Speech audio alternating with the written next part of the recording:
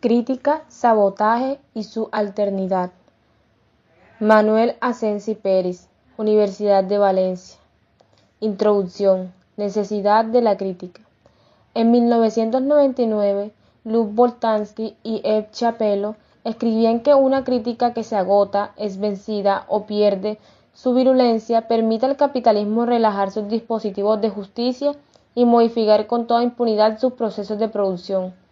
Una crítica que gana en virulencia y en credibilidad obliga al capitalismo a reforzar sus dispositivos de justicia, a no ser que por el contrario constituya una incitación a transformarse.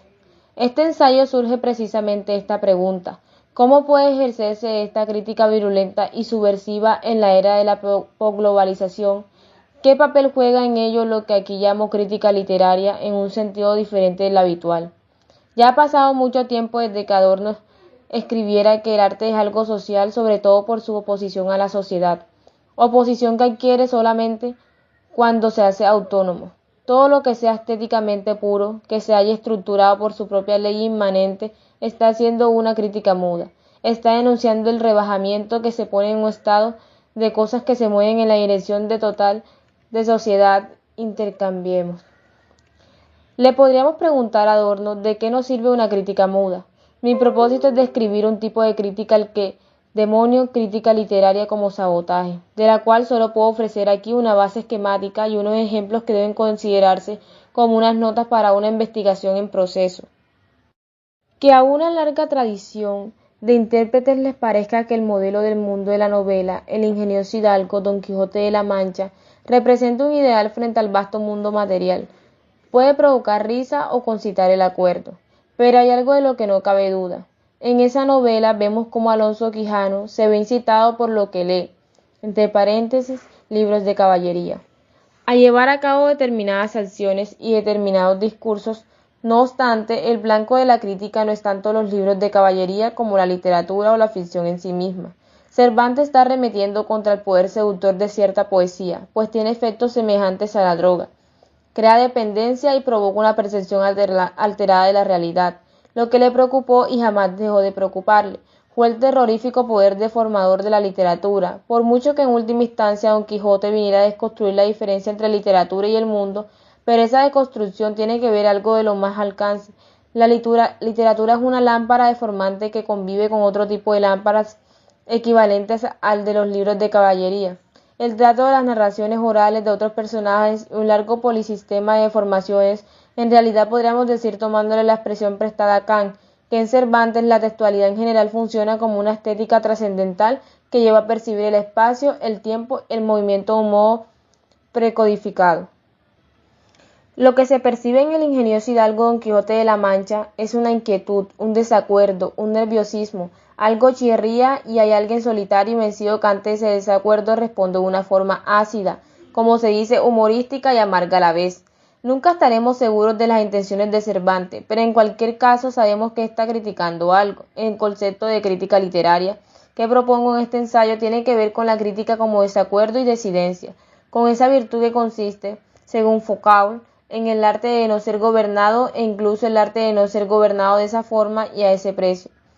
Tal concepto surge en efecto de una desconfianza, recusación, limitación y deseo de transformación en relación con una determinada manera de gobierno y se ubica en la línea de las nociones de crítica postuladas para Adorno.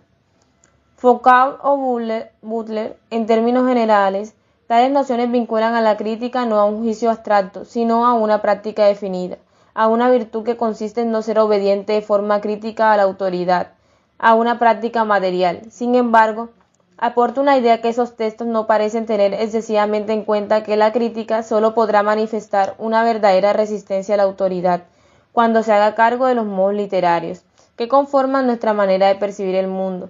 Queda pues patente que lo que habla la crítica, lo literario, si bien hay que decir que lo que aquí denominó crítica literaria, aun asumiendo lo que habitualmente se quiere al decir con esa expresión, la excede por completo. Al hablar de crítica literaria como sabotaje, quiero decir dos cosas. Primero, que se va a proceder a un sabotaje de la crítica literaria mediante un cambio de su horizonte referencial, o lo que es lo mismo, mediante una violencia paleonímica, y segundo, que la crítica literaria será la que sabotee el resto de los discursos que habitualmente caen fuera de su campo, a través del uso de los procedimientos, métodos y estrategias, normalmente concebidos como inocentes prácticas pedagógicas. Fue Paul de Man quien lo sugirió cuando hablaba del poder subversivo, entre paréntesis palabra clave en sus pensamientos, de lo que proponía con el nombre, entre comillas, análisis crítico lingüístico, una aproximación a los textos filológicos y retóricos cuya aparente inocuidad esconde un potente poder desenmascarador de la ideología. Literatura y fuerza performativa real, el falso silogismo. Ahora bien, un cambio en el horizonte referencial de la crítica literaria supone que no solamente una amplificación del campo de su análisis, sino también una transformación de lo que entendemos por literatura, en el sentido delimitado de esta palabra como obra de arte verbal. Todo aquel que tenga un sentido histórico advierte con relatividad fácil que lo dicho por la teoría empírica de la literatura o por la deconstrucción sobre la literatura como institución, sin esencia transhistórica, proposición esta redundante, se ajusta bastante a los hechos, pero la falta de esencia literaria significa, entre otras cosas, que un texto literario es, como aseguraba Schmidt, entre paréntesis 1990, uno de los muchos sistemas de comunicación que tienen lugar en el interior de un sistema de acciones. El término comunicación es demasiado tibio para describir lo que realmente ocurre, pues si la palabra acción lleva aparejada la idea de transformación, la de comunicación engruda el hecho de que esos sistemas modelan la visión del mundo verbal e imaginaria de aquellos a los que van dirigidos. No se trata de comunicar, sino de imponer una consigna y de lograr que los individuos participen en ella mediante sus acciones y sus discursos. El cine, la televisión, las páginas web, los periódicos, las revistas, la radio, las diferentes formas de publicidad, las exposiciones de los museos y de las diferentes instituciones, los libros de textos escolares y los discursos de los maestros de los distintos niveles de enseñanza, los ensayos, el teatro, la música y por supuesto lo que llamamos literatura, entre paréntesis, novelas y libros de poemas, son medios a través de los cuales se cumple la acción modeladora de los aparatos ideológicos heterogéneos y plurales del Estado, es de los grupos de presión o del imperio. Por acción modeladora hay que entender la acción consistente en crear sujetos, entre paréntesis, cuerpos, gestos, acciones, discursos, subjetividades, que se representan, perciben y conciben el mundo y asimismo según modelos previamente codificados, esto es, ideológicos, cuya finalidad es la práctica de una política normativa y obligatoria, y cuya estrategia consiste en presentarse como, entre comillas, naturales. En la analítica del existenciario, ser en el mundo, Heidegger fundamentó las razones por las cuales ser en no es algo que el Dasein pueda elegir según lo convenga o no, sino una manera esencial de ese ser, tan esencial que en la expresión ser en el mundo, ser y en un mundo no son dos unidades puestas junto a la otra, sino un vínculo que absorbe la manera como mora el sujeto en su entorno.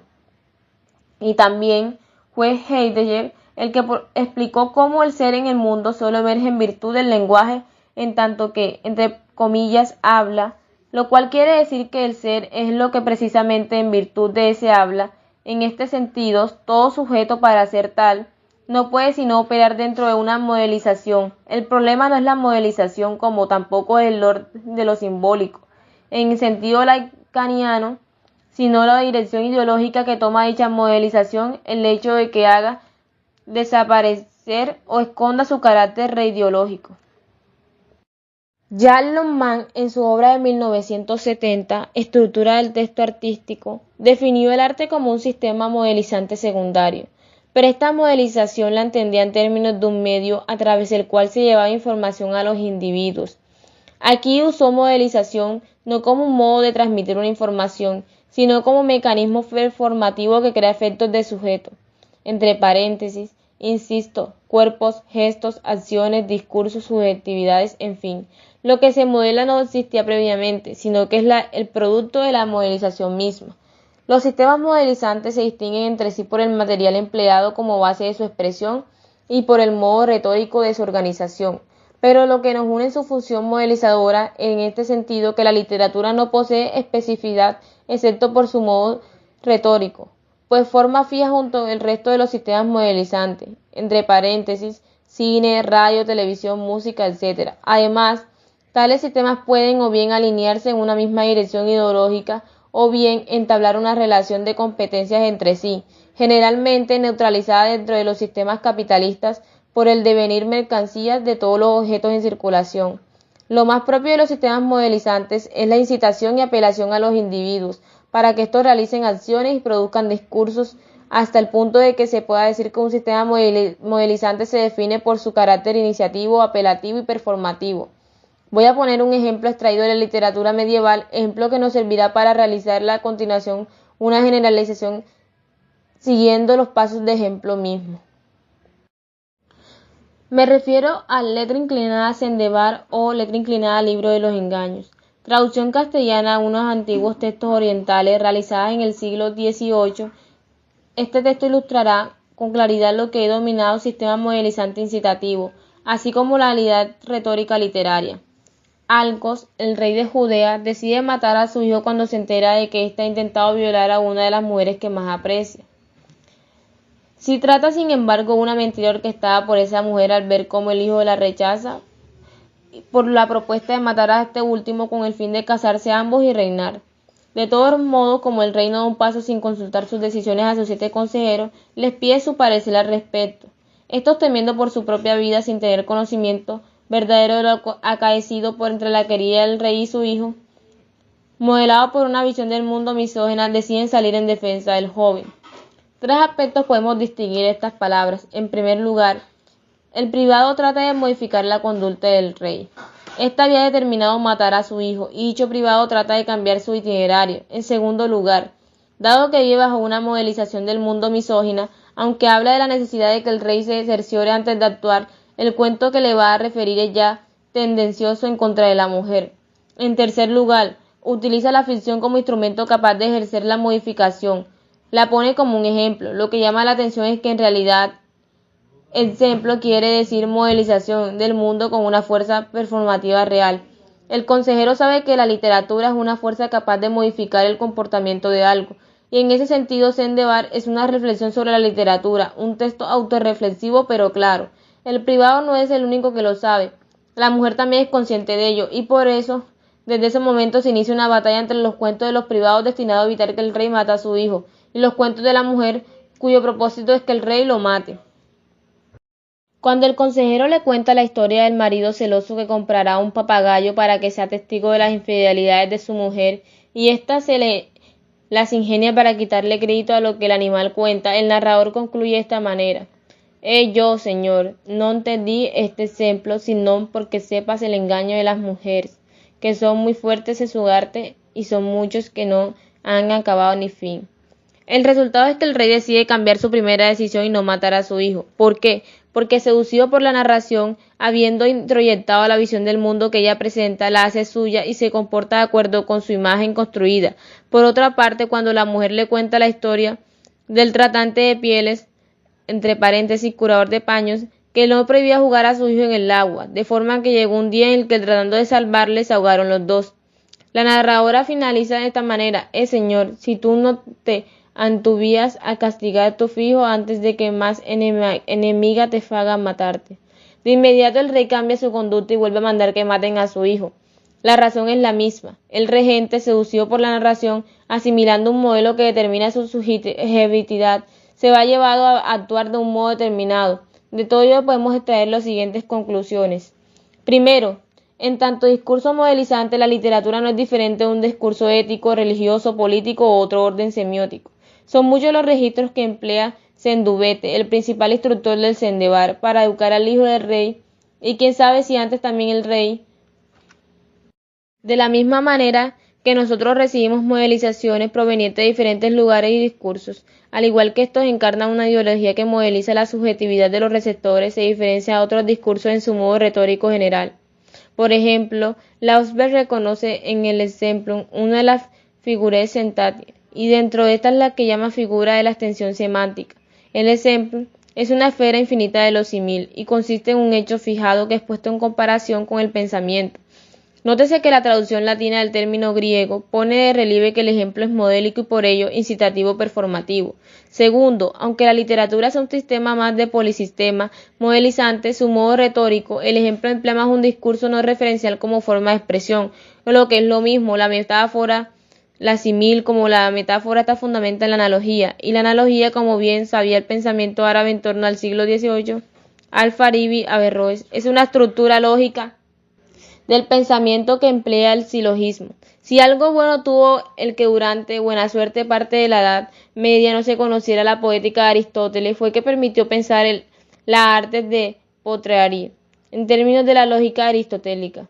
El símil es lo que permite transitar al lector o receptor desde lo particular a lo general y desde lo referido al ejemplo, para que se cuenta que los engaños de las mujeres, porque el relato de la mujer que manipula al papagayo para quitarle credibilidad ante el marido, crea en la mente del rey el siguiente efecto logístico, transita desde el caso particular de la mujer del papagayo al de la suya propia, equiparándolos. La modelización funciona silogísticamente y en la medida que ello induce la acción, podemos decir que el silogismo es lo que abre la dimensión iniciativa y la performativa de la literatura. Por último, las palabras del consejero nos ponen ante una situación paradójica. La literatura emplea el tropo de la analogía como forma epistemológica y como tal no es referencial, pero como la analogía adopta una estructura silogística, crea un efecto performativo real. Que la literatura no posee referente quiere decir que se desarrolla una visión deformada del mundo, entre paréntesis, que contrasta con otras visiones deformantes previas o posteriores, y que, no obstante, posee una fuerza performativa real. Es claro que Alcos, el rey de Judea, sabe que posiblemente la mujer del cuento del papagayo no ha existido jamás en el plano fenomenal, pero eso no impide que su comportamiento para con el hijo sea un efecto de esas historias. En ello, ética y ficción van a la par. Tenía razón los estructuralistas y los semióticos para que la obra literaria carece de referente y no lo necesita en absoluto para significar. Tenían razón los seguidores de la estética de la recepción como Husserl, que aseguraban que los actos performativos de una obra literaria y artística son fallidos. Nada que objetar. La fuerza ilocutiva de las palabras mediante las que las prostitutas del ventero nombran caballero a Don Quijote, entre paréntesis, Dios haga vuestra merced muy venturoso caballero y le dé ventura en lides. No consigue nombrarlo caballero debido a que son pronunciadas en un contexto fingido, no serio, de chirigota. No hace falta invocar aquí la deconstrucción derridiana de la oposición, entre comillas, habla-escritura, que permite formular la siguiente idea.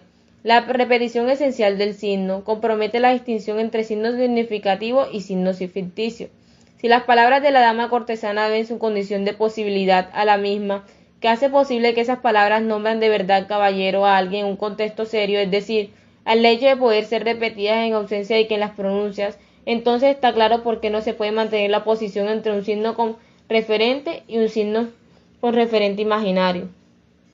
Tampoco es necesario detenerse en el argumento de Maniano según el que la distinción entre diferentes tipos de textos no se debe a la presencia o ausencia de un referente, sino al modo retórico utilizado. Tampoco vale la pena demorarse en las críticas feministas o queer de Witt y Judith Butler. Otro tanto se puede decir de los actos performativos que transcurren en la historia del Sandeval. Wittig lo vio muy claro cuando, hablando del cine pornográfico al uso, describió, entre comillas, este discurso no está divorciado de lo real, como lo está para los semiológicos. No solo mantiene relaciones muy estrechas con la realidad social que es nuestra opresión, sino que el mismo es real, ya que una de las manifestaciones de la opresión ejerce un poder preciso sobre nosotras. El discurso pornográfico forma parte de las estrategias de violencia que se ejercen sobre nuestro entorno, humilla, desagrada. Aunque una obra de arte no tenga un referente necesario, entre paréntesis, para significar, aunque los actos performativos que se realicen en su plano del contenido, en su historia, carezcan de fuerza ilocutiva, efectiva, su manera de representar las realidades es real, por el hecho de que va a dar el mundo un determinado mundo ideológico, y se convierte por ello mismo en un percepto a través del cual un sujeto percibe la realidad. A diferencia de Deleuze y Guattari, no hubo la posibilidad de separar el concepto del arte percepto y del afecto, por mucho que en la filosofía predomine el concepto y en el arte el percepto y el afecto.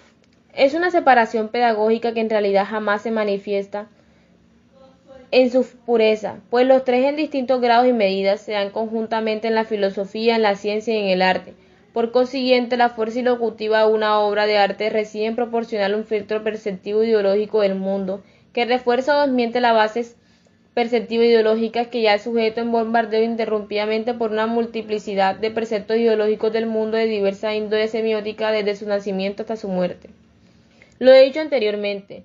Uno va a la escuela o a la universidad, ve la televisión, lee el periódico, los suplementos culturales, navega en internet, escucha murmuraciones, le comunican secretos, ojea revistas de modas o científicas, balsinas, asiste a bautizos, bodas, entierros, escucha a los padres o los hijos, lee novela, visita los museos o asiste a un oficio religioso.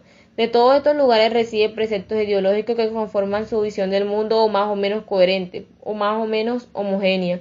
En esto, repitámoslo, la literatura y el arte no se diferencian en nada de otros sistemas con lo que forman el polisistema general que impone consignas. En lo que cambia es su modo de organización retórica y semiótica. Podemos decir que todos esos preceptos ideológicos constituyen toda una estética trascendental en relación al modo como el sujeto piensa, ve y entiende lo que el mundo lo rodea. Por tanto, quienes afirman el carácter ficticio de la obra de arte están en lo cierto, si por ello entienden que realidad semiótica y realidad fenoménica nunca coinciden, pero entonces, siguiendo de esa manera lógica, se van a ver obligados a reconocer esa falta de coincidencia entre una realidad semiótica y una realidad fenoménica no es privativa del signo artístico, sino de todo. Entre paréntesis, recuérdese, por ejemplo, respecto a la crítica definitiva de Jacobson a la noción del realismo artístico y su continuación en los trabajos del grupo, a propósito del signo icónico.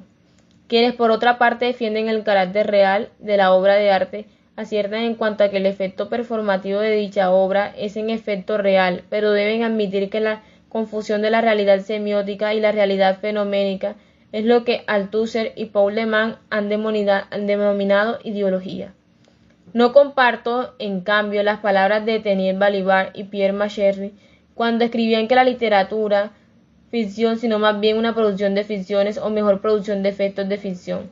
La fórmula es más bien lo siguiente: el arte es una ficción, esto es una deformación, modelización de la realidad fenoménica, entre paréntesis, una ideología, que produce efectos de realidad. Al hablar de efectos de la realidad, quiero decir que el espectador o lector adquiere una percepción del mundo que en muchos casos le conducirá a actuar de modo determinado en el mundo empírico, y es claro que la actuación queda automáticamente ligada a la dimensión ética y política. Volvamos al Sendebar, unas obras ficticias ideológicas deformantes como lo son los cuentos de los consejeros y de la mujer, tienen en el rey el efecto performativo de decidir matar o no matar a su hijo.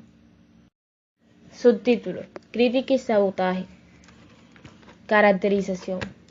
Así las cosas, que puede ser la crítica literaria como sabotaje. La crítica literaria no se ocupa ni de textos literarios ni de producir un sentido a partir de una forma. Por literatura entiende que no la obra de arte verbal, sino todo lo que cae bajo el campo de la inscripción, de aquello que Joe Derrida y Gilles Ulmer bautizaron como gramatología, la cual emerge entre otras cosas de la etimología grecolatina de término literatura o la crítica literaria. En la acepción del empleo aquí es el ejercicio de un sabotaje de aquellas máquinas textuales lineales o no lineales, entre paréntesis, literarias, filosóficas, políticas, éticas, fílmicas, discursivas en general, que presentan la ideología como algo natural, o bien la cartografía de esos textos que funcionan como un sabotaje de la misma ideología. Esta distinción es importante porque subraya ya que la crítica literaria como sabotaje presupone que existen dos clases generales de textos: los textos técnicos, cuya estrategia fundamental es la de ocultar su carácter ideológico o fisuras y ejerce el silogismo, y los textos atéticos, que en su disposición dan a ver la ideología y ponen en crisis la posibilidad del silogismo. Los primeros necesitan un sabotaje por parte de la crítica, los segundos sabotean y solo requieren que la crítica le siga en el alto del sabotaje. No es difícil ver que esta distinción entre textos téticos y atéticos es problemática y susceptible de ser saboteada ella misma, entre otras cosas porque cabe un quiasmo entre ambos. Puede haber textos téticos que den a ver la ideología y pongan en crisis o no el silogismo, o textos atéticos que oculten y creen un silogismo, situación que requiera un cambio de estrategia por parte de la crítica.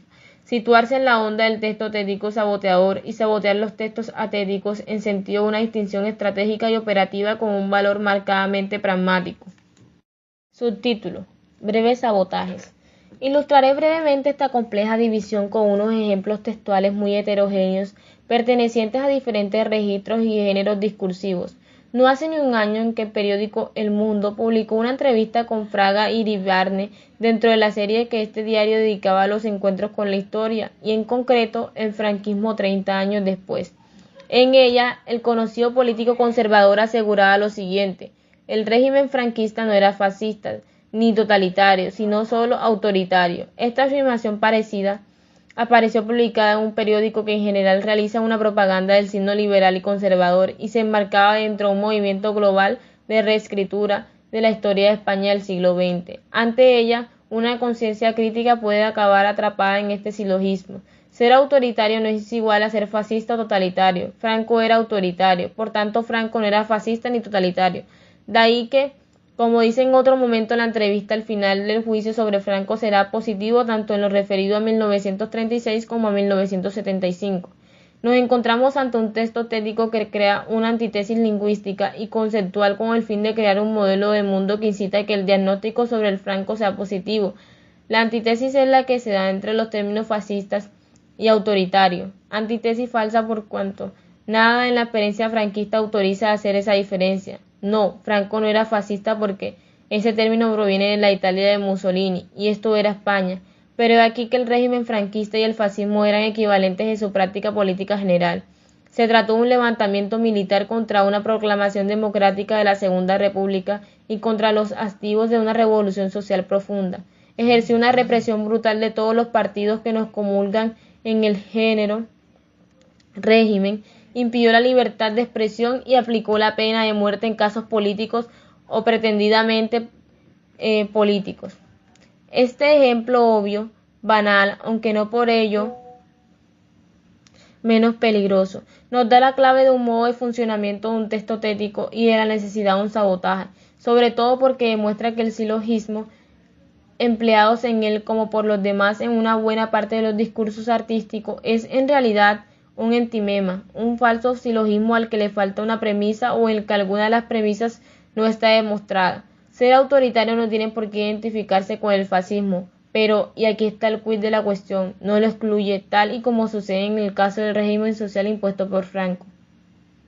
Dando un salto brutal e intencional, digamos que una obra como fundamentación para una metafísica de las costumbres de Kant también es un texto tético, siquiera porque se organiza teóricamente a partir de unas premisas, entre paréntesis, referidas al ser puro de la ley, y una conclusión general, el imperativo categórico. De ahí también las necesidades de un sabotaje como el que lleva a cabo Paul de Man en sus diferentes ensayos sobre Kant. Son textos cuya posición ideológica exige cada uno en su nivel y en un plano de defensa radical de la idea de que está defendiendo, y por ello supone que la arquitectura del texto sea dura y cuidada. Pasemos ahora a un tipo de texto tético pero cuyo objetivo es realizar una parodia y subversión de modelos anteriores, de forma que la ideología puesta en evidencia. Se trata del film Square, un producto que es por ser de cartoon de la DreamWorks Pictures, tiene como primer destinatario el público infantil y juvenil. Si bien es un texto que posee diferentes niveles de lectura que implican un narratorio más adulto, en cualquier caso, en el terreno de las modelizaciones del mundo, en el eje de la creación de preceptos que pueden llevar a la realización de determinadas acciones, el público infantil y juvenil es especialmente receptivo. El film comienza de una manera canónica, un primer plano de un libro de cuentos que se abre y leemos palabras: One Punch a Time, there was a Love Princess. Una princesa que sufrió un terrible encantamiento por culpa de la cual vivía dormida en un castillo, custodiada por un terrible dragón a la espera de un príncipe la despertara con un beso en los labios. En ese momento, una mano se proyecta sobre el libro interrumpiendo la narración. Se trata de una paráfrasis realizada por un lector que no se cree lo del cuento. Dice: un lector arranca la hoja y lo utiliza presumiblemente para limpiarse el culo, mientras exclama: y voy yo y me lo trago. Ese lector es Schwer, el logro verde anarquista sucio y libre, que vive en sus anchas en una ciénaga, duchándose con excrementos, tirándose pedos que matan a los peces que circulan por la charca, en la que se está bañando, comiendo porquerías y utilizando velas que hacen con la cera que produce de sus orejas. Así pues, el inicio del fin coincide con la destrucción de un modelo de cuento maravilloso fuertemente ideológico. Lo más llamativo es que la historia que había empezado a narrar el cuento de la princesa presa en un castillo bajo la guardia de un dragón es la misma que precisamente va a vivir Shuer acompañado del asno. La misma, sí, porque le va a tocar liberar a una princesa, Fiona, custodiada en un castillo por un dragón, pero puesta boca abajo, saboteada porque ni él es un príncipe encantado de cuerpo estilizado, entre paréntesis, es un ogro panzudo, gordo y cargado de electricidad animal, ni le acompaña un bravo corcel, sino un burro cobarde. Ni el dragón resultará fiero, es más bien una dragona acaba poniéndose rímel en las pestañas. Ni la princesa en verdad una princesa, porque el hechizo la ha convertido en lo que no es una princesa ella. De hecho es una obra o por lo menos un ser entre. Ni quien le envía allí es un rey padre desolado por falta de su hija, sino un impostor malvado enano y sin escrúpulos que solo quiere desposar a una princesa para convertirse en rey. El resultado de este planteamiento ya lo sabemos. Es Shuer quien se enamora de Fiona y la dragona hace lo mismo enamorándose del burro. Téngase en cuenta que el hecho de que el lactante objeto Fiona invierte el proceso habitual de que siga un personaje de cuento maravilloso, normalmente una bruja convierte a un príncipe o una princesa en sujeto deforme, una rana, una bestia, etc. Mientras que como descubrimos hacia el final Fiona, que era una ogra, la ha convertido en una bella muchacha dormida. Shuer es colocado como actante en el lugar que tradicionalmente ocuparía un caballero o bien parecido, etc. Shuer sigue un modelo narrativo bien codificado, comercial, fácil de ver y de consumir. Incluso en la contraportada del DVD se lee el siguiente álago: el mayor cuento de hadas jamás contado. Y sin embargo, el film desde dentro de ese molde de mercancía sabota la modelización del mundo basada en estereotipos reiterados por los discursos de la moda, de la publicidad, de cierto cine, etc. Y el sabotaje consiste en proyectar una de las historias de amor sobre personajes anormales, diferentes, rechazados. Shuer es un ogro deforme odiado por la gente del pueblo que desea matarlo. Cuando en el altar Fiona descubre que su cuerpo de ogra, todos los asistentes alzan un murmullo de miedo y una señora se desmaya. ¿Y la dragona? ¿Qué o quién es exactamente la dragona? En su identidad se mezclan rasgos atribuidos por la tradición heteronormativa a lo masculino, mezclan rasgos de fiereza, monstruosidad, y a lo femenino es coqueta y sus gestos de enamorada son propios de una damisela. De forma que el dragón de los cuentos queda convertido aquí en un Dragon Queen, con un cuerpo salvaje pero con largas y espesas pestañas. En el precepto modelizador de este film, el espectador se ve incitado a la aceptación del otro que no cae dentro de la norma, y da igual que este otro sea alguien con defecto físico, con una piel diferente o una orientación sexual alejada del modelo heteronormativo. El detalle final del film, en que la carroza es convertida en un ajo y no en una calabaza, es un pequeño símbolo de todo su funcionamiento. Por supuesto, la historia acaba dentro de un modelo familiarista, pero a fin de cuentas se trata de una familia diferente, que quizás habría ganado si la pareja no fuera exactamente de un ogro y de una obra, pero que en cualquier caso no sabotea los modelos del mundo y el mal uso. La estructura fundamental de este film es la práctica de una metáfora de que sabotaje el plano figurado, ideal sustituyendo por un plano figurado escatológico. En vez de decir tus dientes son perlas, dice tus dientes son de ajo, con lo cual la metáfora identificativa se rompe ya que deja de ocultar la realidad fenómica del referente. Resulta claro, asimismo, que la estructura formal de este film, su montaje, su lenguaje cinematográfico, es cómplice de los modelos más codificados del cine de Hollywood. Ello les resta fuerza crítica, pero no obstante su sabotaje es remarcable. Algo semejante, aunque en otro contexto discursivo y en otro contexto histórico, es lo que sucede con los textos de Anthony Artaud. Aunque en el campo metafórico, lejos de cubrir con un velo el referente corporal, lo subraya. En Van Gogh, Le Suicide de la Sociedad nos dice, y ahí se revela cómo su posición tética en la defensa de Van Gogh y en contra del socio se manifiesta textualmente en forma de un conjunto y de metáforas que van en una dirección muy distinta a la del consuelo y de la ocultación. Es un claro ejemplo basado en la idea de una sociedad antropófaga y en enfermas cuyos actos son los que en realidad pueden ser calificados de insanía mental. Ejemplos de textos notéticos y resistentes a la ideología son los que Derrida y Paul de Man, cada uno a su modo y siguiendo diferentes estrategias, han analizado como indecidibles. Mallarmé, Soler, Poe, Baudelaire, Shelley, Keats, y nosotros añadiríamos Góngora, ciertas vanguardias, Alain Resnais. La crítica como sabotaje acepta la tesis derridiana y de maniana, y según estos textos funciona como potentes agentes deconstructores con un nivel de formalización más elevados que el de ciertos metalenguajes, en palabras del propio Derrida. Su poder formalizador es mayor, incluso si es de apariencia literaria o en apariencia tributaria a una lengua natural, en el que de proposición de forma lógica matemática. Naturalmente, un texto atético puede adoptar muchas modalidades retóricas y expresivas, al igual que los textos téticos, pero siempre una forma u otra desarrolla alguna clase de contradicción lógica u oposición real que vuelve imposible el mantenerse en una posición. Y esto es algo que puede darse en los diferentes niveles de un lenguaje, en el fonológico, en el sintáctico o en el semántico. Pongamos un pequeño ejemplo de suspensión semántica en el relato de Kafka, La desdicha del solterón. Entre signos de exclamación, parece tan duro quedarse soltero, poniendo mucho cuidado, ya que uno es un hombre viejo, de salvaguardar la dignidad. Rogarse la ermita cuando uno quiere pasar una velada entre la gente, estar enfermo y contemplar durante semanas desde el rincón de su cama la pieza vacía, despedirse siempre ante la puerta de la calle, no subir airosamente la escalera junto a su señora, en su cuarto tener únicamente puertas laterales que llevan a viviendas de extraños, llevar a su casa la cena a una mano, tener que admirar los niños desde los otros y no tener el derecho de poder decir yo no tengo ninguno. Esforzarse en mantener un aspecto y comportamiento de acuerdo con uno de los solteros de los recuerdos de juventud.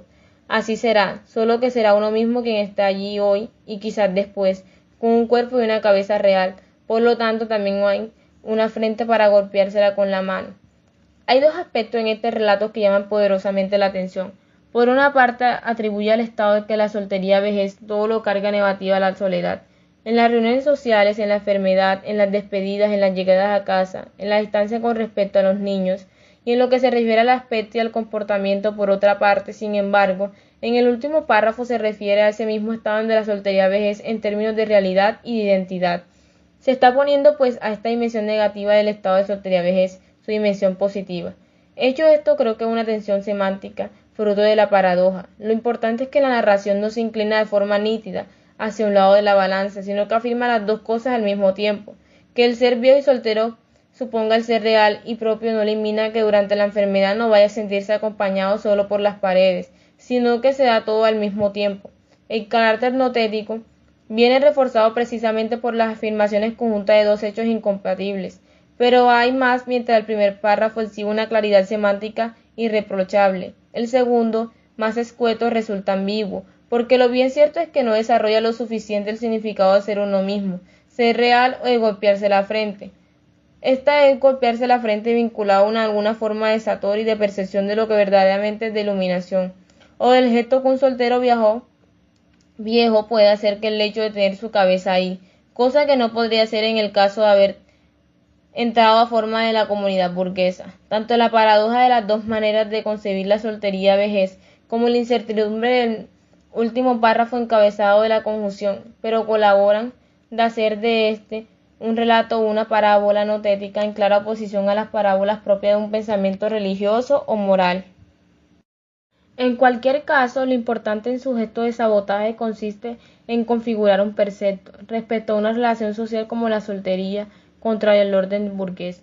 Mientras este crea discursos que incitan a adoptar un modelo reproductivo, la propuesta de Kafka va en la dirección de sustraerse a dicho modelo.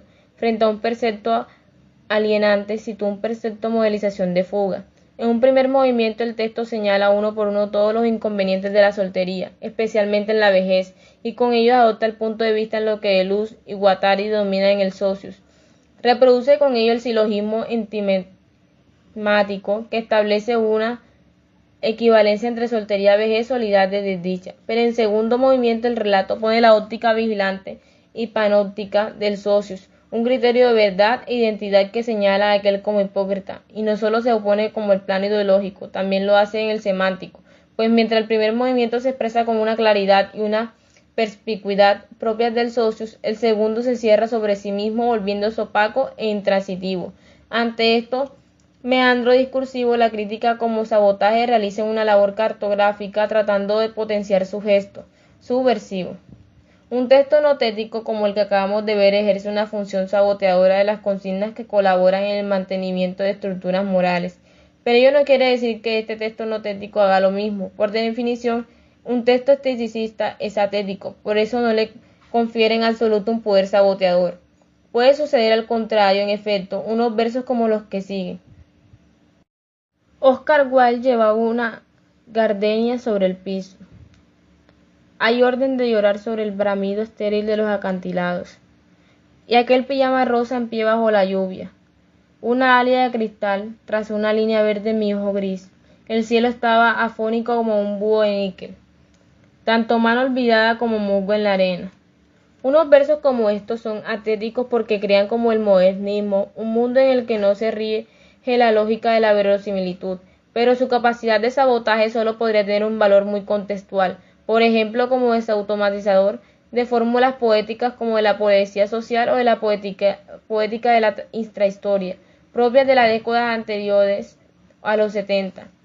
Pero en tanto se cierra sobre sí mismo una mera función poética que solo busca provocar sensaciones de placer estético, su modelización del mundo es estéril, no sabotea nada, es como mucho una protesta muda para diversión y solaz de las estetas de turno. Decir, tanto como mano olvidada como musgo en la arena, no solo es una repetición de una fórmula sintáctico-semántica, empleada hasta la saciedad por Vicente Alexandre, sino que resulta autofágica, vuelta sobre sí misma del servicio de una limpieza estética.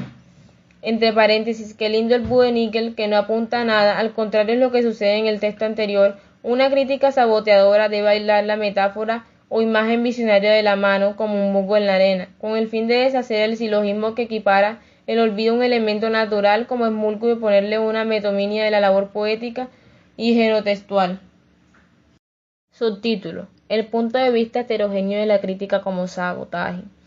En términos demanianos, diríamos que la crítica como sabotaje es el trabajo de la negatividad consistente en mantener la metáfora y el silogismo, mediante una visión metonímica que incita a actuar en una dirección política diferente a la sistemática, aunque no se le puede calificar no solo antisistemática, no es solo una crítica de las ideologías, porque el lugar del que se realiza su crítica ni es central ni tiene más privilegio que el de mantener constantemente un desacuerdo en relación a ese estado de cosas de la deconstrucción y el feminismo llamaron falogocentrismo, al que W. Benjamin se refirió en términos de dominio de los vencedores sobre los vencidos y el que en nuestros días Ernesto Laclau y Chantal Mouffe han denominado ofensiva antidemocrática.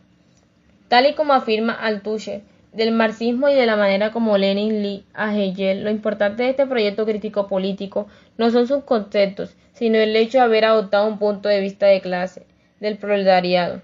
En esta misma línea, diremos que la crítica literaria como sabotaje adopta el punto de vista operativo de un grupo heterogéneo, el de los subalternos o vencidos, y no se trata de hablar por ellos, sino de representarles, sino de adoptar a su punto de vista heterogéneo plural, lo cual debe hacerse en medio de la vigilancia y la autorreflexividad para más estrictas.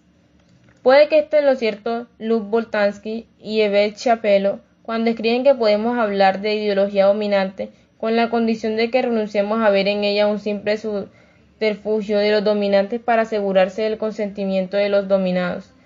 Pero habría que responder que la ideología dominante no es un simple subterfugio y que el hecho de que tanto uno como otro se apoyen en los mismos esquemas para representarse el funcionamiento, las ventajas y las servidumbres del orden en el cual se encuentran inmersos, no pueden hacernos olvidar, salvo que queramos hacer una broma del mal gusto, que esos esquemas favorecen a uno y no tanto a otros, ensalzan a unos y desprecian a otros. Por muchos cambios que haya sufrido el modo de lucha de clases, suena obscenidad todo aquello que trata de sugerir la desaparición. No obstante, habría de introducir ciertos matices, la crítica como sabotaje de distancia del marxismo en el sentido de no presuponer un apriorismo existencialista de sujeto, clase, estado o economía, si bien mantiene una visión de la historia como conflicto no necesariamente dialéctico. Asume el planteamiento de Laclau y Mouffe, según el cual, aunque una democracia radical trate de poner fin a las relaciones capitalistas de producción, requiere a la vez una multiplicación de los espacios políticos, incompatible con la concentración de poder, y saber que el jacobismo clásico y sus diversas variantes socialistas suponen, no obstante, se distancia de su idea de que no es liberalismo como tal en el que hay que poner en cuestión debido a su principio ético y que defiende la libertad del individuo. porque entiende que esa defensa es solo una cobertura del capitalismo salvaje basado en un individualismo de acumulación y posesión de riqueza. No hay actitud liberaria que no vaya cambiando, acompañando del cambio del apoyo colectivismo. Adoptar el punto de vista del subalterno es una idea y un acto complejo por cuando no entiendo la subalternidad como una posición fija y esencial. Donde no hay garantía trascendental no puede haber ninguna clase de esencialismo. De hecho, se obtiene un mayor rédito político si comprendemos el la subalterno como una pluralidad móvil, como un efecto de discursos de las relaciones antagonísticas. Aunque no sea este el lugar para desarrollar esta idea, digamos que la posición del subalterno se obtiene allí donde un individuo sufre un proceso de subalternización ejercida por otro individuo. Así las cosas, el subalterno no solo que él puede hablar, entre otras razones porque entre los que no pueden hablar o realizar actos de habla sancionables hay también subalternizadores, por ejemplo, puede haber un subalterno económico, un lumpen que subalterniza a una mujer, la cual queda en posición de subalterna razón de su sexo. La literatura nos muestra este problema continuamente en la novela Últimas tardes con Teresa. Manolo Pijo aparte es un subalterno en la relación a la clase dominante, pero a su vez subalterniza a Hortensia, la jeringa, que queda en posición de subalterna del subalterno. La novela de tradición picaresca no cesó de contar este proceso de subalternización. Esto quiere decir que el subalterno nombra esta posición resultante de una violencia procedente de distintos niveles y espacios sociales, económica, raza, género, religión.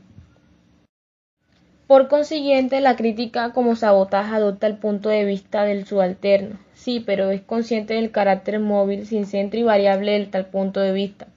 La propuesta hemogénica de Laclau y Mouffe me parecen acertadas, pero habría que objetar por una parte que la pura diferencia entre los distintos sujetos, grupos y pluralidades antagonistas no deben impedir la efectividad de la lucha política, y por otra que la revolución de orden jacobino no debe rechazarse como principio, sobre todo debido a que hay situaciones que la requieren.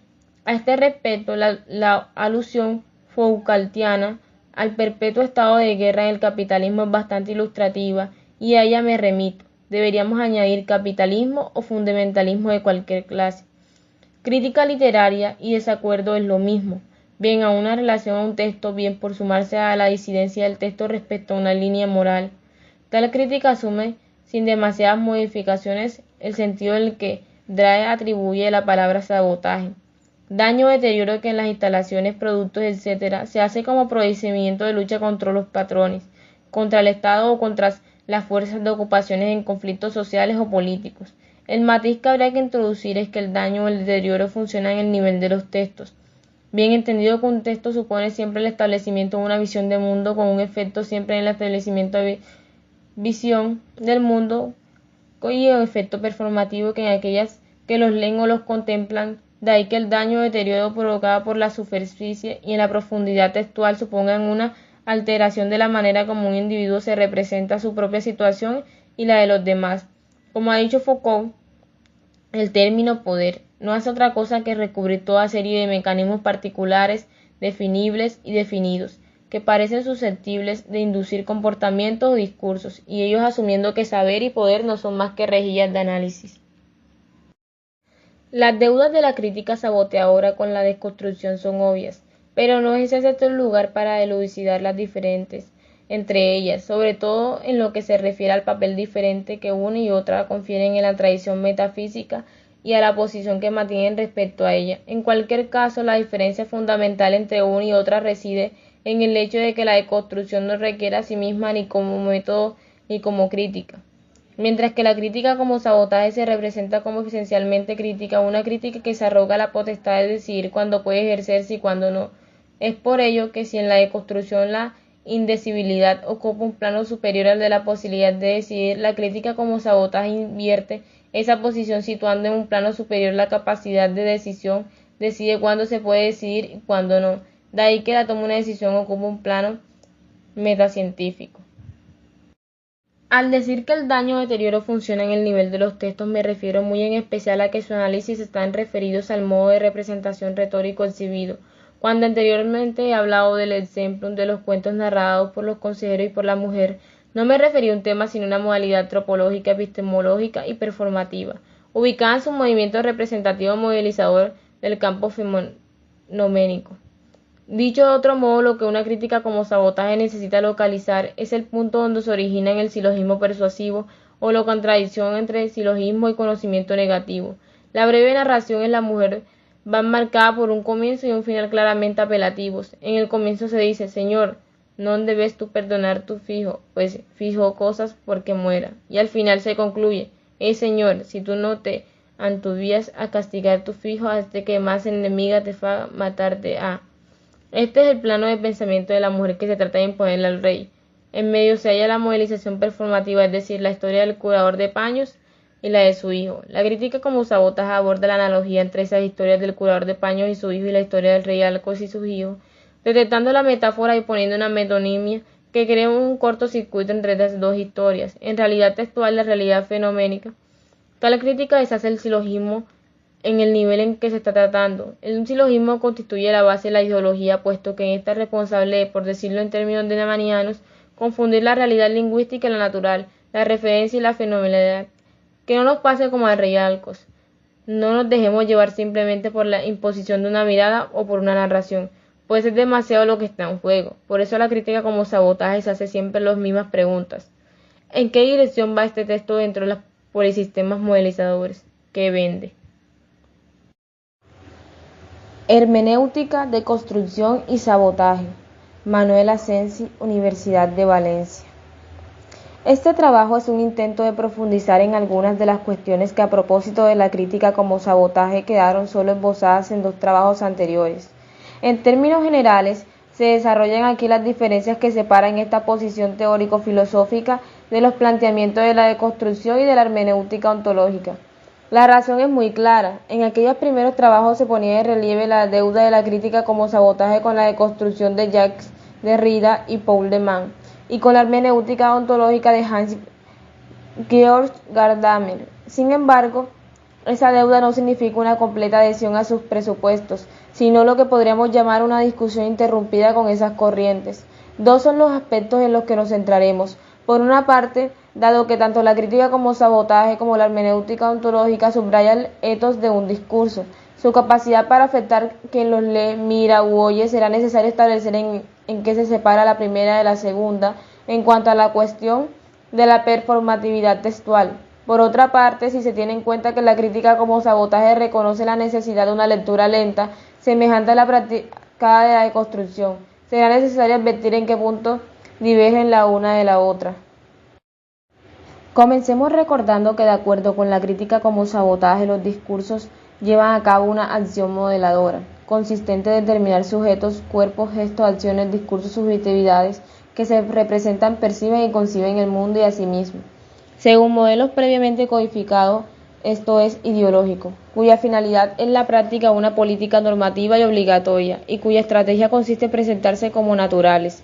Los sistemas modelizantes discursivos se distinguen entre sí por el material empleado como base de su expresión y por el modo retórico de su organización, por lo que nos une en su función modelizadora. Es por ello que, desde este punto de vista, la literatura o el arte no poseen especificidad excepto por su modo retórico, pues forman filas junto al resto de los sistemas modelizantes, cine, radio, televisión, música, etc. Además, tales sistemas pueden o bien alinearse en una misma dirección ideológica o bien entablar una relación de competencia entre sí. Digamos que lo más propio de los sistemas modelizantes es la incitación y apelación de los individuos para que estos realicen acciones y produzcan discursos, hasta el punto de que se puede decir que un sistema modelizante se define por su carácter iniciativo, apelativo y performativo, cuando escribe que la experiencia estética es un modo de la autocomprensión, un modo en el que el encuentro con lo otro y con el otro sirve para arrojar luz sobre aspectos de mismo que no conozco o no conozco de esa manera, a partir de un modelo dialógico, a partir de una visión del encuentro lingüístico con la obra como una fusión de sus horizontes y de los míos, familiaridad y extrañeza. La obra aporta una clase de conocimiento a la que el sujeto aumenta la significación en relación a sí mismo y a su entorno. La crítica como sabotaje no puede suscribir esta tesis gadameriana por varias razones. En primer lugar, porque, a diferencia de la hermenéutica ontológica, entiende que la modificación del sujeto receptor no se origina únicamente en la experiencia estética, sino en la experiencia discursiva en general.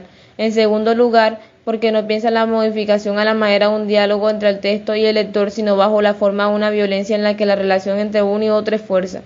De hecho, venimos hablando del modelamiento y en tercer lugar porque en la teoría gadameriana la dimensión performativa consiste en llevar a un individuo y realizar una serie de acciones y discursos. Está atenuada y se presenta como no ideología. Buena parte de la modernidad, atravesada profundamente por la tradición estética, borró del mapa esta posibilidad de pensar el poder performativo de los discursos en general y del artístico en particular. Gadamer lo denunció en 1960 con su obra Werkbild und Methode.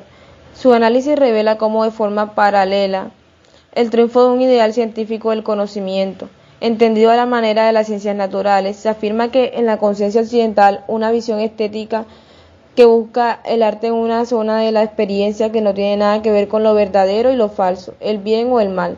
Frente a esta concepción, Gadamer aporta una concepción del arte en la que se supone un modo de conocimiento propio, distinto a aquel que nos ofrecen las ciencias de la naturaleza, distinto del conocimiento exclusivamente conceptual, pero conocimiento de la verdad en cualquier caso. ¿Y en qué consiste esa clase de conocimiento que nos aporta el arte? He aquí la tesis de Gadamer. En la experiencia del arte vemos cómo tiene lugar una experiencia que modifica realmente a quien la tiene. En esta formulación relativa al conocimiento que aporta el arte, se aprecia ese poder performativo del que venimos hablando, si bien se trata de una performatividad limitada al autoconocimiento. La modificación a la que alude Gadamer queda aclarada. Estas modificaciones se suponen mantenerse equidistantes respecto a Gadamer y a Derrida, aunque más adelante se desarrollarán estos puntos. Digamos que la distancia en relación a Gadamer se debe a que no partimos de una concepción clasista de los textos. En este punto estamos con Derrida y su patrón vanguardista, pero por otro lado guardamos la distancia en relación a Derrida porque asumimos la necesaria debilidad de la isotopía del texto como condición de la crítica como sabotaje. Esta crítica distingue entre textos téticos y textos atéticos. Si bien apunta rápidamente que se trata de una distinción problemática, sin duda surge de la experiencia de la deconstrucción en sus versiones derridianas y demanianas. Si bien el quiasma aludido entre tales textos trata de ir más allá de la polémica entre Jacques Derrida y Paul de Man, tal y como quedó demostrado en dicha polémica, la decisión en torno al carácter tético y atético de un texto o discurso requiere un ejercicio de lectura atenta y pormenorizada, que no siempre resulta fácil llevar a cabo, sobre todo ante las maquinarias textuales complejas, allí donde Derrida parecía en Rousseau una posición o tesis, característicamente metafísica, en la que el significado se concibe como presencia.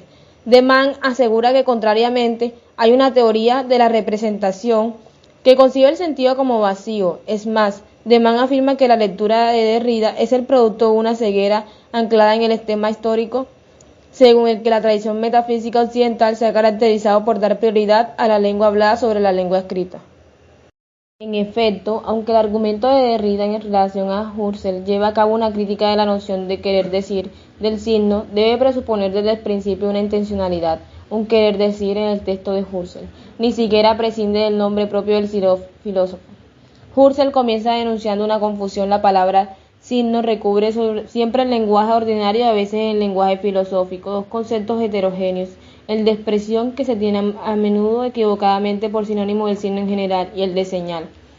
Para poder sostener la tesis de la complicidad de Husserl con el pensamiento metafísico que rechaza y reprime la escritura, Derrida debe suponer al texto que interroga una posición tética claramente delimitada.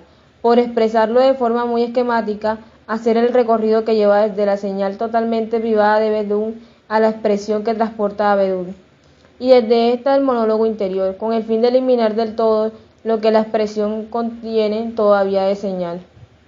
La distancia con respecto a la deconstrucción no puede reducirse a una única diferencia, pero sí que hay una de ellas notable. La crítica como sabotaje presupone el carácter indecidible de los textos en tanto a cuanto entiende que un texto determinado posee una significación no totalmente presente, pero sí dirigida en una dirección o determinación semántica. El querer decir de un texto no tiene por qué originarse en ninguna voluntad consciente o inconsciente del autor, pero sí está presente en cuanto a isotopía que establece una coherencia. La razón es evidente: sin isotopía no podría haber silogismo, incluso en aquellos casos en los que no sea evidente, o bien tenga un carácter metatextual.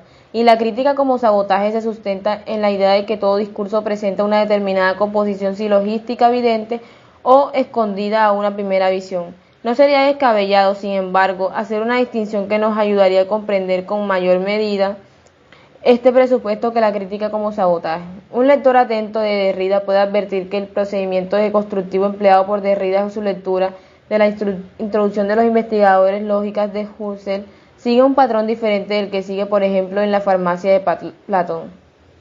En efecto, aunque el argumento de Derrida en relación a Husserl lleva a cabo una crítica de la noción de querer decir del signo, debe presuponer desde el principio una intencionalidad, un querer decir en el texto de Husserl. Ni siquiera prescinde del nombre propio del filósofo. Husserl comienza denunciando una confusión. La palabra signo recubre siempre el lenguaje ordinario y a veces el lenguaje filosófico, dos conceptos heterogéneos, el de expresión que se tiene a menudo equivocadamente por sinónimo del signo en general y el de señal. Para poder sostener la tesis de la complicidad de Husserl con el pensamiento metafísico que rechaza y reprime la escritura, Derrida debe suponer al texto que interroga una posición tética claramente delimitada. Por expresarlo de forma muy esquemática, hacer el recorrido que lleva desde la señal totalmente privada de Verdun a la expresión que transporta a Verdun, y desde esta el monólogo interior, con el fin de eliminar del todo lo que la expresión contiene todavía de señal. De ahí que Derrida escriba siguiendo muy de cerca el movimiento de Husserl. La primera ventaja de esta reducción al monólogo interior es pues que el acontecimiento físico del lenguaje parece estar ausente.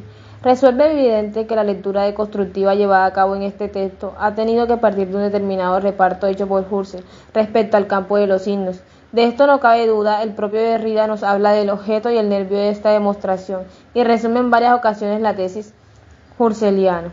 Cuando más adelante, en el instante en el que el argumento de Husserl es traicionado, escriba que el mismo Husserl no da los medios para pensar contra él mismo. Ese pensar en contra es el resultado de una contradicción que arrastra el propio discurso del filósofo alemán. Es una contradicción que se encuentra dentro del argumento, objeto de análisis. Esa contra la explica así Derrida: cuando me sirvo efectivamente, como se dice, de palabras, lo haga o no con fines comunicativos. Debo desde el comienzo operar en una estructura de repetición cuyo elemento no puede ser más que representativo. Naturalmente ello supone que el silogismo creado por Husserl con el fin de reducir la señal se viene abajo porque no hay forma de escapar de esa señal. Todo lo que de ahí se desprende está contenido en el propio argumento de Husserl desde el momento en que, a propósito de la señal, de la expresión o el monólogo interior, maneja signos y nunca puras presentaciones. Lo que cambia en la farmacia de Platón no es ni el tema ni el marco de la reflexión, puesto que seguimos en la esfera de la consideración de la escritura como suplemento del habla. Hemos cambiado de época, nos hemos trasladado desde el siglo XX al siglo IV a.C., pero la tesis de Platón es mostrada como semejante a la de Husserl y a la de Rousseau y Saussure. Lo que sí cambia es la estrategia de la lectura de Derrida. Así como en el texto a propósito de Husserl la alusión al autor no era problematizada en ningún momento, ahora ello es un problema. Pero el sistema no es aquí simplemente el de las intenciones del autor conocido con el nombre de Platón. Ese sistema no es, en primer lugar, el de un querer decir. Es un problema porque mientras en el caso del texto de Husserl a Derrida le basta con atenerse a la lógica contradictoria del discurso analizado, el marco de su silogismo intencional, en el caso del diálogo de Platón a Derrida, no le basta con mantenerse dentro de los límites indicados por el propio texto. Él mismo nos lo explica de inmediato. Ese sistema no es, en primer lugar, el de un querer decir. Se establecen comunicaciones reguladas, gracias al juego de la lengua, entre diversas funciones de la palabra y en ella, entre diversos seguimientos o diversas regiones de la cultura. La deconstrucción del texto platónico consiste no en localizar una deconstrucción entre la tesis principal y su demostración, sino en proyectar sobre dicho texto significados ajenos a su marco semántico o isotopía. Es porque Derrida comenta que cabe la posibilidad de que Platón no hubiera visto las ligazones entre significantes y significados que su lectura va a poner en juego. Ahora bien, que no hubiera visto esos ligazones no significa bien argumentar a Derrida, que no está en el sistema de la lengua y en la cultura. Con el fin de alumbrar tales ligazones, Derrida incorpora parte de la textualidad de un término no presente en el texto, pero sí en la cadena paradigmática de lingüística. Así lo demuestra la palabra griega sobre la que descansa toda la lectura derridiana de Platón. El término es empleado en un momento del diálogo en el que Sócrates y Fredo están tratando la cuestión de la conveniencia o inconveniencia de escribir. Para ilustrar ese asunto y reforzar su argumento, Sócrates cuenta a Fredo una tradición en la que se narra el origen de la escritura. En ella, Teúd presenta a Tamus varios inventos, entre los que se encuentra precisamente la escritura, la cual, es decir, su inventor, hará más sabios a los egipcios y aumentará su memoria, pues se ha inventado como un remedio de la sabiduría y la memoria. El contexto de la frase es muy claro. Teúd presenta un modelo del mundo en el que la escritura es un antídoto contra la falta de memoria. Y Tamus responde que no es así, que su juicio está equivocado, pues al confiar en una herramienta externa quienes la aprenden se volverán olvidadizos. En la concepción del conocimiento de Sócrates, ellos no es nefasto, porque el recuerdo provocado por la escritura es ajena al hombre, quien debe aprenderse desde adentro y no desde afuera, así que no es un remedio para la memoria, dice textualmente el rey Tamus. Tiene razón Derrida cuando asegura que la traducción de por remedio borra por su salida de la lengua griega el otro polo guardado en la palabra farmacón. Este es el significado de veneno en griego. Es una palabra ambigua en tanto puede significar o bien remedio o bien veneno, pero no tiene razón cuando asegura que dicha palabra, aun significando remedio, recita, y da a leer lo que en la misma palabra significa, en otro lugar y a otra altura de escena, veneno. Y no lo tiene porque esa cita y recita es ajena al marco semántico establecido propio texto. Ese da a leer hay que comprenderlo como el camino que conduce a Derrida a la conclusión de que el farmacón constituye el medio originario de esa decisión, el elemento que la precede, la comprende, la desborda, no se deja más reducir a ella y nos para una palabra o un párrafo significante, única que se opera en el texto griego y platónico, gesto obligado si lo que se busca es la creación de una infraestructura o indecidible. A la crítica como sabotaje no le interesa el hecho de que en calidad de indecidible constituya la condición de posibilidad de cualquier oposición, entre otras cosas porque la condición de posibilidad no evita el efecto mediante de un texto a partir de un determinado silogismo. De hecho, antes de proyectar sobre el texto platónico el tramado de una lengua griega de Derrida, ha tenido que reconocer los límites de querer decir del diálogo platónico. Da por sentado y considera no conflictiva la continuidad entre lengua griega y el texto platónico, allí donde justamente el texto platónico lleva a cabo la violencia de rebelarse contra la ambigüedad paradigmática de la lengua griega. A la crítica como sabotaje le importa esa violencia, pues trata de llevar a cabo el análisis de la rapiña lingüística que se supone que toda movilización del mundo. En cualquier caso, se supone la experiencia de la deconstrucción como estrategia de la lectura constituye una base importante para la crítica que se está proponiendo aquí, si bien tomamos como punto de referencia más el modelo que representa la voz y el fenómeno que la farmacia de Platón. Con todo, al discutir la noción de la indecibilidad en tanto a características del texto, se hace necesario detenerse en la teoría de Mañana para establecer lo que separa a la crítica como sabotaje de la deconstrucción. Hay lugares en los que Mann y Derrida parecen coincidir con su empleo de la noción indecibilidad, especialmente cuando escriben a propósito de determinados mecanismos de los textos literarios. En cierta manera, lo que Derrida dice a propósito de Mallarmé pertenece al mismo orden de cosas que los demás dice sobre, por ejemplo, Gilles. En ambos casos se trata de señalar unos mecanismos sintácticos o retóricos que impiden a la crítica tomar una decisión acerca del sentido de un texto o del pasaje de un texto. Sin embargo, hay una región en la obra de ambos autores en el que el sentido y el uso del término indecibilidad es bastante diferente. Dado que el propio Derrida anuncia explícitamente que una de las consecuencias inevitables de la deconstrucción lleva a la descalificación o el límite del concepto de contexto real o lingüístico. Esto ha servido para mantener la tesis que toda investigación histórica está condenada al fracaso, dado que resulta del todo imposible reconstruir un contexto determinado. Ha servido asimismo para que la deconstrucción se haya ganado la fama injusta de textualista, o pero aún de practicar el juego textual. Quienes así interpretan la posición derridiana no se dan cuenta que la conclusión que hay a extraer de esas palabras es justamente la contraria, puesto que en un contexto real o lingüístico es del todo irrecuperable, la investigación ha de esforzarse al máximo en reconstruir los contextos, ha de recoger todos los datos empíricos que está a su alcance con el fin de hacerse las ideas más aproximadas posible del contexto en el que tuvo lugar un acontecimiento. En el caso de Derrida, esa región afecta a una parte nuclear de su obra, esto es, a la producción de indecidibles o infraestructuras. Como estrategia contra la metafísica, así por ejemplo, el fármaco que surge en la lectura de Derrida no se corresponde del todo de la palabra fármaco empleada por Platón en su texto. El de Derrida es un término cuya finalidad es la de escapar al dominio del concepto y evitar un efecto represivo en contra de la escritura. Ya hemos visto hace unos momentos que tal indecidible nace de la proyección del paradigma sobre el sintagma. Sin embargo, en el caso de Paul de Man, La indecibilidad tiene que ver con la forma en que un texto lleva a cabo la subversión de un determinado modelo del mundo, en el que la metáfora está por encima de la metonimia, la voz por encima de la escritura, la literatura sobre la música, el significado sobre el significante, etc. Esta subversión viene dada por un esquema que se repite a todo lo largo de los análisis que componen alegorías de la lectura. La contradicción entre el nivel cuantitativo de un texto y su nivel performativo, entre por ejemplo los enunciados metalingüísticos acerca de la naturaleza retórica del lenguaje y la praxis retórica que ponen en cuestión a esos enunciados, entre lo que se predica y lo que se practica, entre la praxis figurativa y la teoría metafigurativa. Sin embargo, Deman avisa también constantemente de que la autodeconstrucción de un texto, a consecuencia de la mencionada contradicción, vuelve de nuevo al punto de partida, dado que no es posible desprenderse del todo planteamientos metafísicos como el de la prioridad del significado referencial.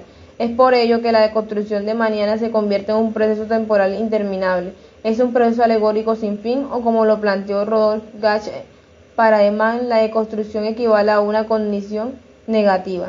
No obstante, esa condición negativa no deja de plantear una determinada poética, o lo que es lo mismo, un determinado modelo de mundo en el que la literatura está vista como un acto tan disruptivo como formativo de los diferentes niveles de un texto. En este punto de la crítica como sabotaje asume tal planteamiento de Maniano como uno de los más potentes sabotajes de la teoría del siglo XX, dado que la condición negativa es argumentada además en otro sitio. La única forma de romper con las mistificaciones ideológicas, de hecho, ese planteamiento toca en el centro de la crítica como sabotaje, pues parte del supuesto de la diferencia entre el texto y aquello que éste representa.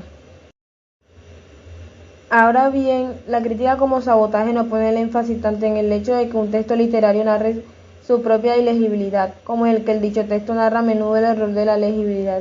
Dicho de otro modo, la diferencia en la relación de Mann consiste en atender más a aquel simulacro de representación que conduce a los sujetos a determinados comportamientos y a determinados discursos. De ahí que sitúe en primer plano la posibilidad de una decisión en torno a la poética o modelización en un mundo, positivo o negativo. En este sentido, la cuestión en que separa la crítica como sabotaje a la deconstrucción afecta de forma plena la cuestión de la decibilidad, dado que aquella apuesta por la descripción positiva del silogismo o afecto presentado. Por otra parte, lo que separa el sabotaje de la deconstrucción es una cuestión referida al procedimiento de análisis.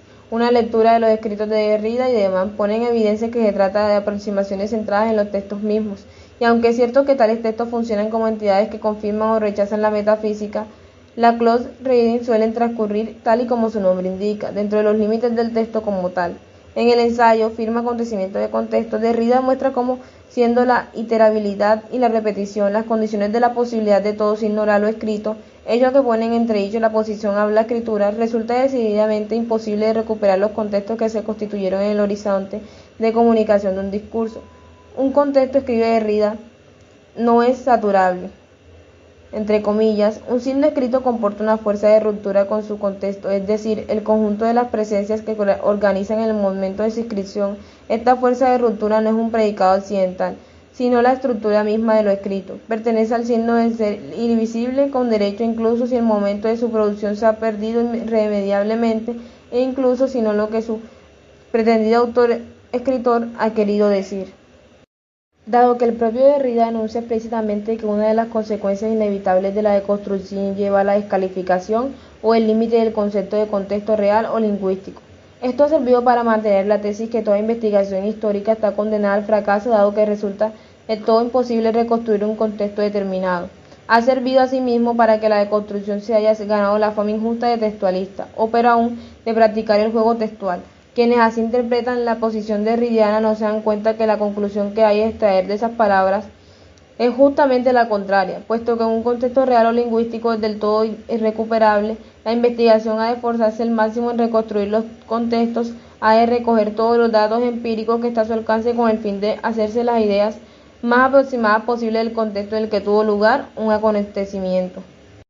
Que un signo, un fragmento de texto o un texto completo puedan ser separados de su querer decir original, de su contexto de partida, es algo que constituye su condición de posibilidad, sin la que no sería ni signo ni texto, pero ello no significa que necesariamente una determinada práctica crítica tenga que agudizar su separación del contexto en el que se produjo. Si una crítica se limita a sacar el texto de su contexto original, se prohíbe a sí misma descubrir cómo funcionaba dicho texto en el momento en que empezó a circular y entró en conflicto o confirmó las posiciones del polisistema coetáneo. De hecho, la crítica como sabotaje trata de responder a dos preguntas. Por una parte, se pregunta acerca del tipo de relación que un determinado texto mantiene en el resto de las textualidades existentes en sus mismas coordenadas históricas. Indaga en el silogismo afecto de que transporta y en los acuerdos o desacuerdos que mantiene con el resto de los silogismos de su mismo periodo histórico. Por otra parte, se pregunta acerca del tipo de relación que el determinado texto mantiene con el resto de las textualidades existentes en otras coordenadas históricas, por ejemplo, en nuestro presente. Estudia cómo el silogismo o el afecto que plantea un texto entre el conflicto o confirma el polisistema a otro periodo histórico diferente al suyo. Al hacer la primera pregunta, asume dos hechos fundamentales: que un contexto pasado no es el del todo recuperable, dado que siempre estamos en un contexto diferente, planteamiento derridiano, y que los prejuicios tienen un papel importante en nuestro acceso a un contexto pasado. Prejuicio, en el sentido que le da a ese término Gadamer. Desde la conciencia de esa asunción, la crítica como sabotaje se lanza una indagación de todos aquellos documentos y archivos que la decisión marcada por el Walter Benjamin del libro de los pasajes y Michel Foucault de la genealogía trata tanto de reconstruir un contexto pasado, tarea nada desdeñable para la crítica como sabotaje, como de cartografiar la historia o una violencia. Cuando trata de teorizar y reflejar las características de los pasajes del París de mediados del siglo XIX, Benjamin narra y a la vez justapone en su texto un material heterogéneo proveniente de los polvorientos fondos de la Biblioteca Nacional de París. De pronto es una guía ilustrada de París 1852 citada en reiteradas ocasiones de forma literal y a veces por extenso, junto a las palabras de esta guía, otras de Balzac y enseguida una historia physique, civil y moral de París, a la que siguen unos versos de Alexandre Dumas, citados en unas memorias del conde Horacio de Villecastel. Uno de los carteles aparecidos en el Mercure de France, unas descripciones extraídas del Bauhain Infranche de Gideon, unos versos de Baudelaire, unos fragmentos de Nadar y un largo etcétera que configuran una representación del pasado de orden metafórico y no metonímico, guiado por un principio de montaje tal y como lo puso Relief Rolf Thielmann, editor del libro. El propósito de Benjamin era unir el material y la teoría, la cita y la interpretación en una nueva constelación más allá de toda forma corriente de exposición en la que todo el peso había de recaer sobre los materiales de la cita, retirándose ascéticamente de la teoría y la interpretación.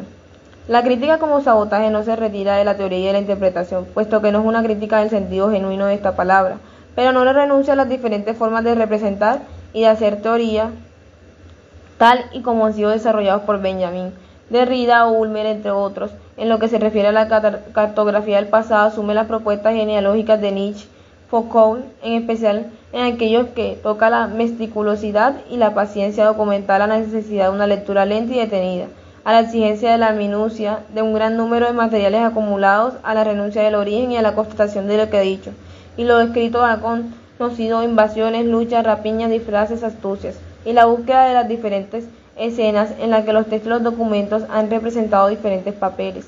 Pero precisamente esa alusión a las diferentes escenas nos recuerda que un texto o un discurso entra en una relación de discordancia o concordancia no solo con el polisistema de la época en la que apareció, desapareció o no llegó a aparecer, sino también con el polisistema de épocas diferentes a las suyas en la que apareció, desapareció o ni siquiera llegó a aparecer. A la crítica como sabotaje le parece evidente que un texto no es un reflejo de su contexto, algo así como el final de un recorrido, sino que media en relación con ese contexto y puede agredirlo, tal y como puso en relieve Mike Ball en El arte del pasado, el documento del pasado, añadiríamos aquí. Existe innegablemente en el presente, en cualquier presente donde sigue generando determinados efectos sociales. Quiere decirse que la incitación performativa a la realización de acciones y discursos puede provenir de discursos tanto del presente como del pasado. En este sentido, una de las diferencias básicas de la crítica como sabotaje respecto a la desconstrucción es la lectura atenta, close reading, de un texto. No permanece dentro de los límites del texto leído, sino que establece las relaciones y los contrastes donde el polisistema bien de su propio momento histórico, bien con el polisistema de otro momento histórico en el que opere. Podría decirse que la crítica como sabotaje es necesariamente racional en su manera de proceder, en su metodología, dado que siempre busca las conexiones de un texto o un documento con otros textos o documentos.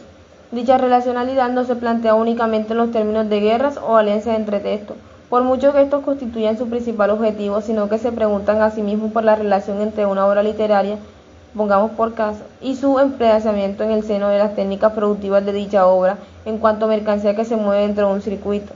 No se nos puede pasar por alto el hecho de que si un discurso posee una capacidad modeladora e incitiva respecto a los lectores o espectadores, esta va a depender de su visibilidad, de su posición en el campo del horizonte perceptible del receptor. Fue Benjamin quien llamó la atención sobre la necesidad que tiene el análisis material de preguntarse no solo acerca de la relación de una obra con las condiciones de producción de una obra, sino también acerca de cómo esta obra dentro de tales condiciones de producción.